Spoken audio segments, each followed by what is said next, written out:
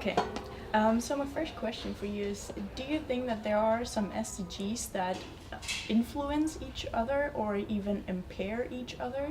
And if so, how could a solution or a compromise look like? In some extent, by design of those who negotiated the SDGs, they're all connected, interwovenness, that's what the term is. So that was deliberately done so in order to avoid cherry picking. So you pick out one of these SDG and get away with the others. This is not possible because they are interconnected in a positive sense. But if I understand your question right, then you ask, might there be in term of a controversy between one or two? Yes, and of course there is. Yeah. Of course, all these conflicts of interest are built into the SDG, be it the environment and growth. I call it sustainable growth, but still there are conflicts of interest. And that is why the SDGs have to be adapted to national circumstances, prioritized, and then people on the ground have to come up with some bright ideas what to do first and how to connect with the very idea of SDGs to move forward in society, taking up all society, by creating a business case for sustainability and doing this within the planetary boundaries. But still, it's the most question is on the ground by concretizing the SDGs. Okay, so you agree that there must be different solution depending on where the SDGs are implemented or solutions. Definitely, certainly so, because they're now with a universal legitimation, and they should be applicable all over the world. Take the case of Namibia with the 3 years drought. They have different problems from us, where we have water pretty endlessly. And so their SDGs are never expected to deliver a blueprint.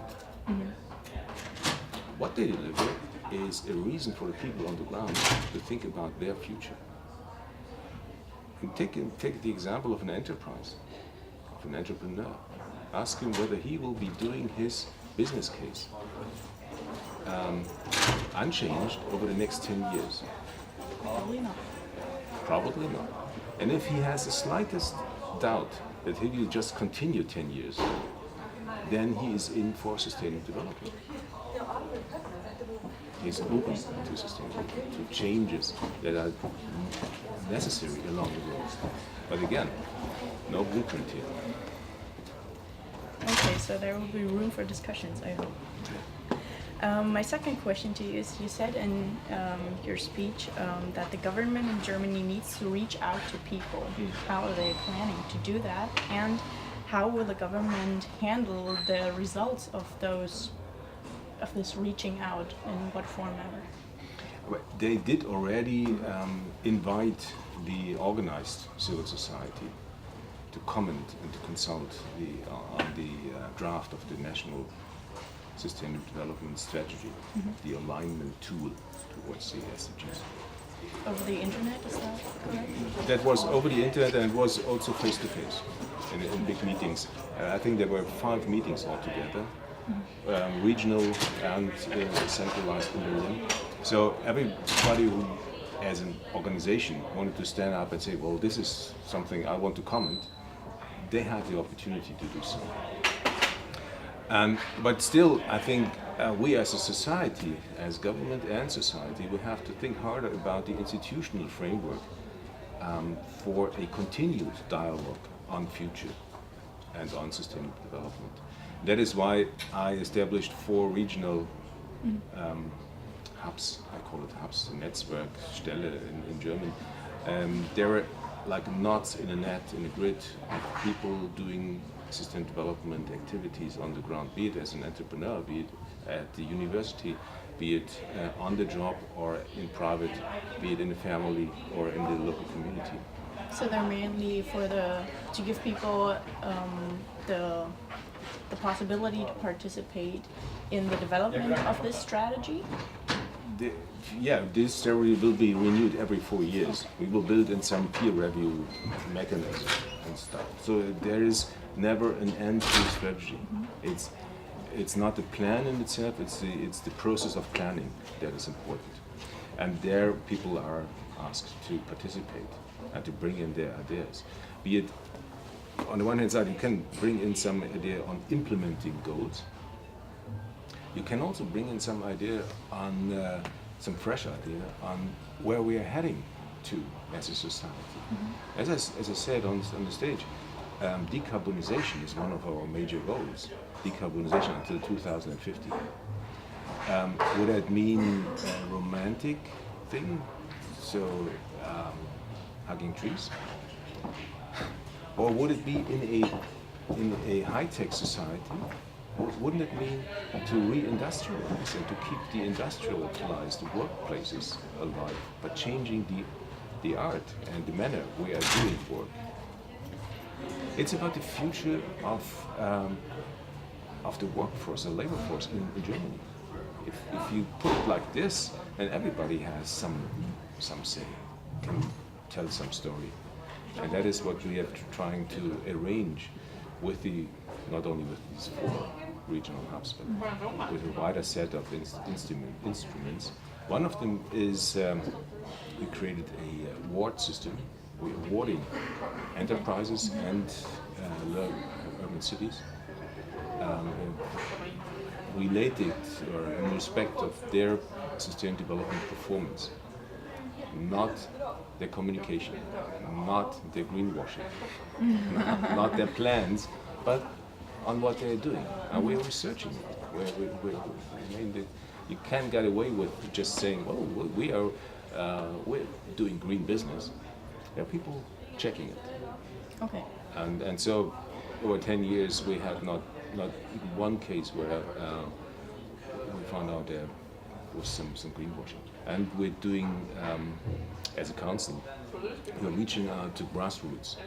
We have hundreds and hundreds of grassroots initiatives annually that apply for a simple plaquette, which says this initiative has been seen and acknowledged by the Council for Sustainable Development. No money transfer. Okay. It's just a communication tool. And it helps the initiative to go to the regional press and media, to go to the regional, local elected people for the Bundestag or for the regional parliament, to raise awareness and to be seen as part of a bigger picture. And that is what I think sells with people. I mean, every one of us wants to be seen as part of a bigger picture. And that is what we have a certain responsibility as a Council for Sustainable Development to facilitate. That is part of our work. Okay. Then I read on your website that you are participating in initiatives for sustainability. And I was wondering if a sharing economy was a part of that, and if you think that this concept will or is already being implemented, but will be a way to reach a sustainable development in Germany and in the Baltic region and in general. It will clearly be an element, not the way, but it will be an element to reach sustainable development. And as for Germany, I think we are lacking behind our own possibilities here. When it comes to circular economy, we have a regulation on circular economy that dates back 20-something years. We never reformed it, we never brought it up to date. We tried it in the government, but it failed in this legislative period, unfortunately. And we are now, as a council, steering up a debate with the enterprises and the stakeholders on the potential of a circular economy in Germany. And circular economy reads like sharing, connecting, but also replacing products that we kind of discard from our agenda because they are not reusable, they are not recyclable, they are not redesignable. So we better get rid of them and design something new. So it's redesign, it's sharing, it's connecting, and it's collaborative industry. And that in itself, I think, is the new DNA for sustainability made in Germany.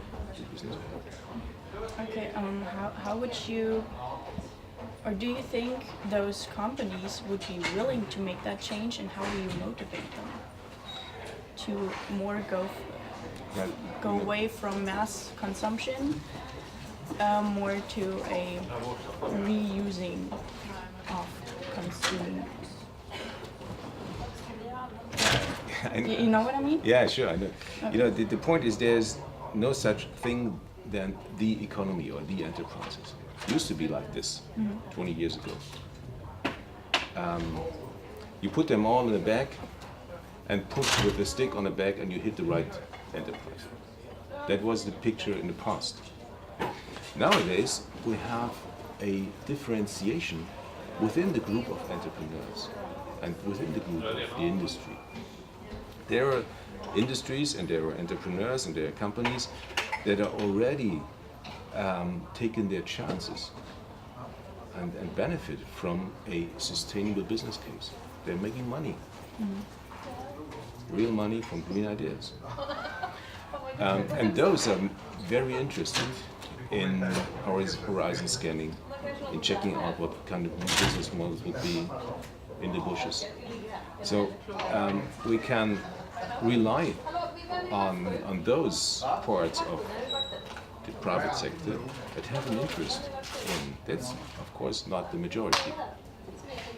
Majority still, in terms of companies, is connected to kind of what I would say the old business. But if you looking carefully into like the capital market, you find on the capital market more and more people, companies, and investment groups that are interested in sustainable investment. So that is money that wants to be invested into the longer term perspective. They don't want to be turbo. And with the zero interest policy from the ECB, this is now a business case for on the capital market. And that helps in terms of sustainable development, of course. So I would say, well, the game is not won, but it makes very much sense to try to win it.